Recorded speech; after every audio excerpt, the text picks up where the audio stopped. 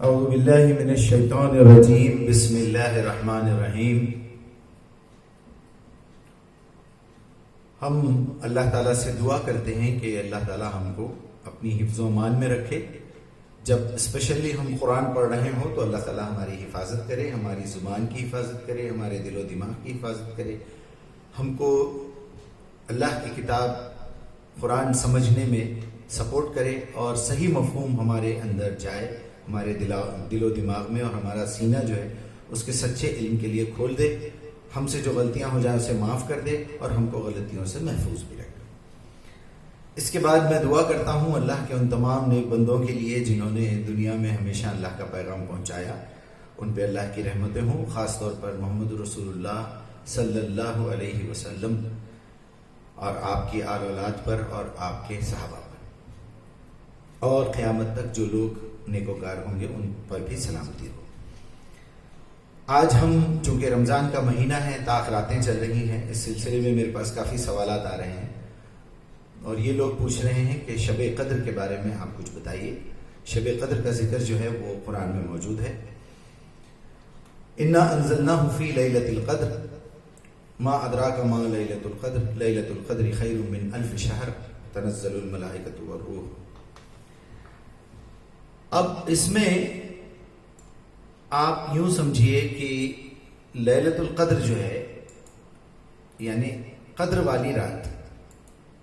قدر والی رات کا کیا مطلب ہے کہ ایک ایسی رات جس میں جو ہے ایک ایسی چیز اتاری گئی ہے جو تمام دنیا کی ہدایت کی آخری کتاب ہے، آخری نبی پہ اتاری گئی ہے، تو اس کے اتارنے کی کوئی اہمیت ہوگی، ظاہر بات ہے، آخری پیغام اللہ کی طرف سے آ رہا ہے اور اس کی حفاظت قیامت تک ہونے والی ہے۔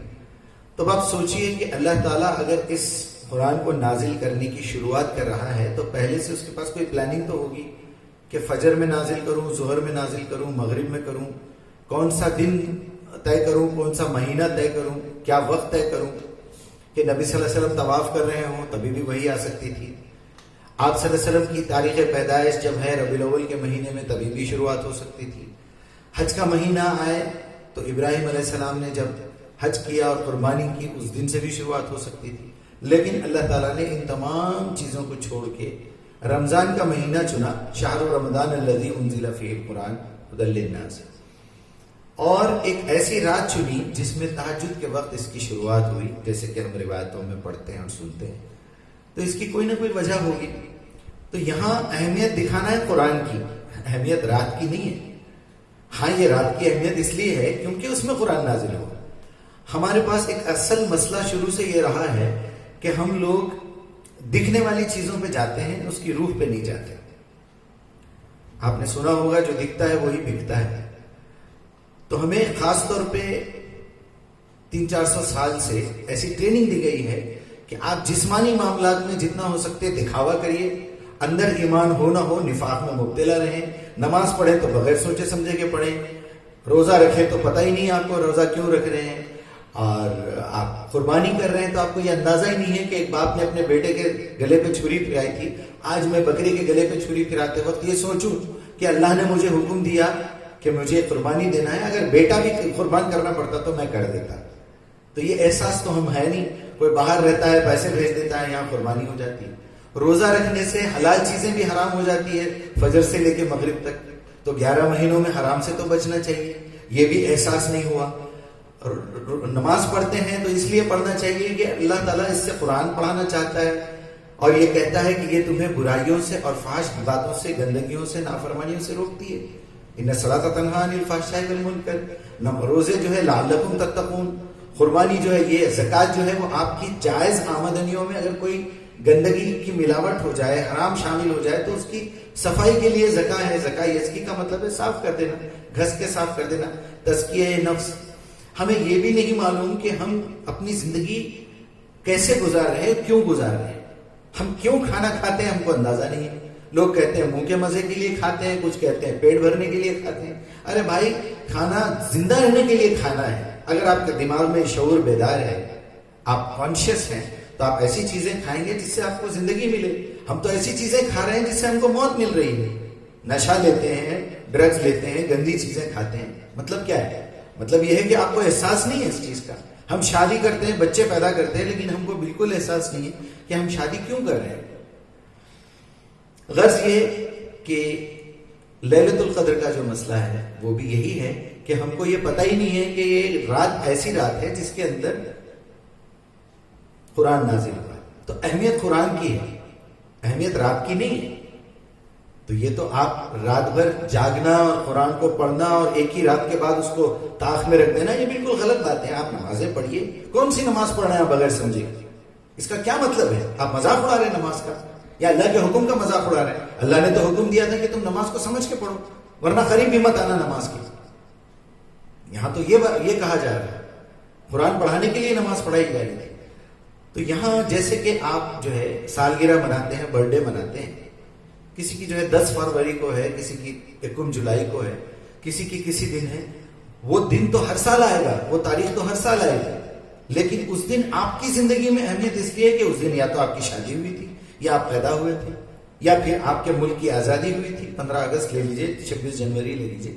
دن کی اہمیت نہیں ہے، اہمیت ہے آزادی کی، اہمیت ہے آپ کی پیدائش کی، اہمیت ہے آپ کی جس دن شادی ہوئی تھی. اسی بات کو اللہ تعالیٰ نے آگے یہ بتایا ہے کہ تم کو کیا پتا لیلۃ القدر کیا ہے.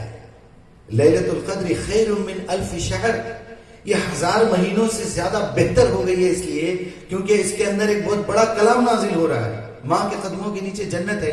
کیا مطلب ہے؟ ایک نالائق جو ہے ماں کے قدموں کو چوم رہا ہے کہ قدموں کے نیچے جنت ہے.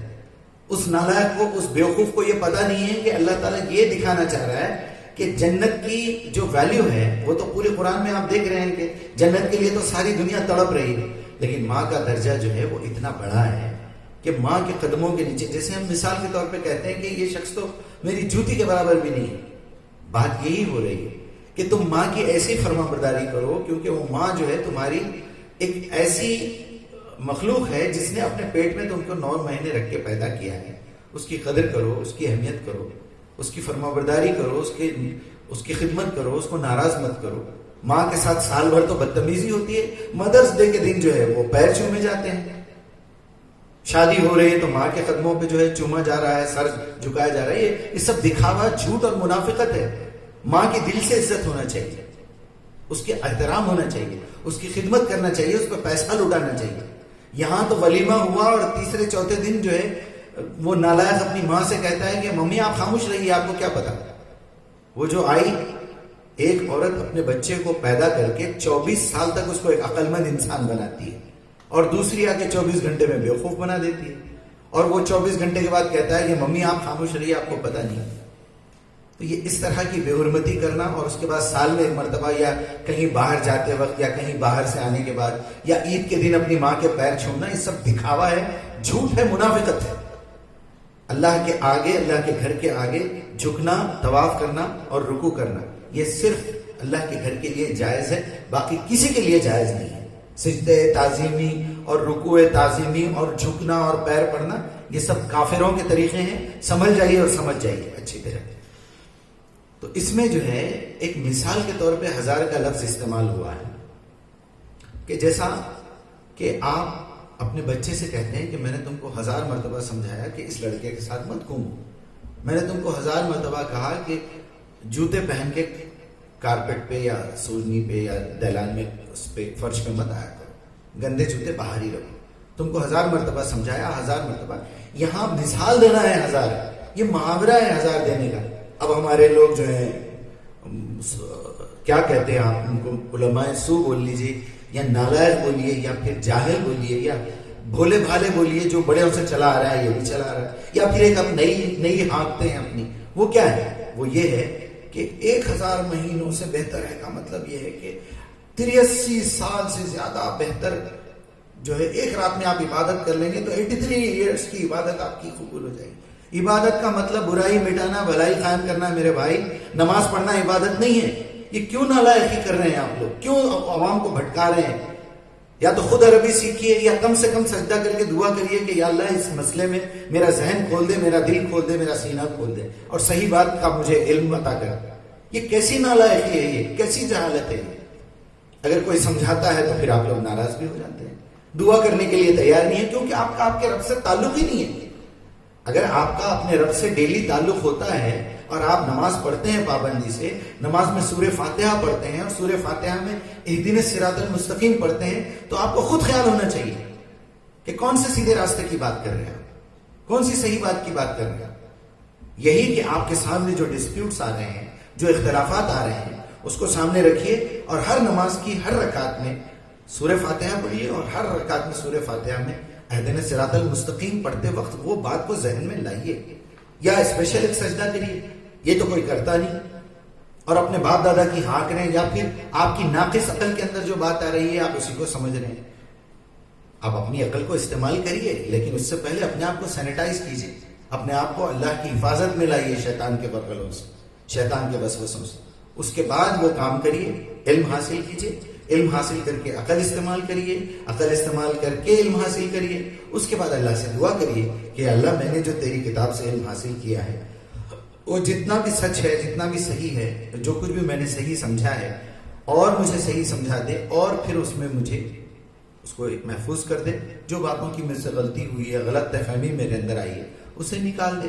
یہ دعا کرنے کے بعد آپ کو دودھ کا دودھ پانی کا پانی ہو جائے گا۔ لیکن اتنی ہمت ہے کہاں، اتنی غیرت ہے کہاں ہم لوگوں میں کہ ہم اللہ کے سامنے ٹھہریں اور اللہ کے ساتھ مخاطب ہو جائیں۔ اللہ کے واسطے میری گزارش ہے، میرا یہ ناراض ہونا، میرا یہ جذباتی ہونا بالکل اسی طرح ہے کہ آپ ایک اجنبی بچے کو نشہ لیتے ہوئے دیکھیں گے تو آپ کو صرف برا لگے گا۔ اگر وہ لڑکا آپ کے رشتہ داروں میں ہوگا تو آپ اسے سمجھائیں گے، آپ کے قریبی رشتہ داروں میں سے ہوگا تو آپ اسے ڈرائیں گے، دھمکائیں گے۔ اگر آپ کے بھائی کا لڑکا، بہن کا لڑکا ہے، اگر آپ کا لڑکا ہے تو آپ کیا کریں گے؟ ایک تھپڑ لگائیں گے۔ مطلب یہ ہے کہ رشتہ جتنا قریب کا ہے غصہ اتنا ہی زیادہ ہے۔ تو میرا جو غصہ ہونا ہے، میرے جو جذبات ہے، وہ بالکل اسی طرح ہے جیسے کہ اگر آپ کو برا لگتا ہے کہ آپ ایک عالم ہو کے بھی غلطی کر رہے ہیں، یا آپ کے بڑوں نے غلطی کی ہے تو آپ کو برا لگتا ہے، تو کیا مجھے برا نہیں لگے گا کہ اللہ نے جس مقصد کے لیے وہ آیت نازل کی تھی، میرے اللہ کے متعلق جو ہے لوگ گستاخی کر رہے ہیں اور اس کی آیات کو غلط پیش کر رہے ہیں؟ میں کیسے برداشت کروں؟ یہ میرے ایمان کی نشانی ہے جو میرے جذبات آپ کے سامنے آ رہے ہیں۔ میں اللہ سے دعا کرتا ہوں کہ اللہ تعالیٰ ہمارے غصے پہ کنٹرول کرنے کی ہم کو توفیق عطا فرمائے، اور جو ہماری جو تڑپ ہے اس کو برقرار رکھے، ہم منافق نہ ہو جائیں۔ اس کے ساتھ ساتھ میں آپ سب سے گزارش کرتا ہوں کہ قرآن کو سمجھ کے پڑھیے، اس کے بعد دعا کریے اللہ سے کہ اللہ اس کی آیت کا صحیح مفہوم دل میں بٹھائے، اور پھر ایک بار میں اللہ سے دعا کرتا ہوں کہ اللہ ہمارے سینوں کو جو ہے آپ کے علم کے لیے کھول دے، جو باتیں غلط ہے اسے نکال دے، جو صحیح ہے اس میں بٹھا دے، اور جو ہے ہماری غلطیوں سے ہم کو درگزر فرما۔ السلام علیکم۔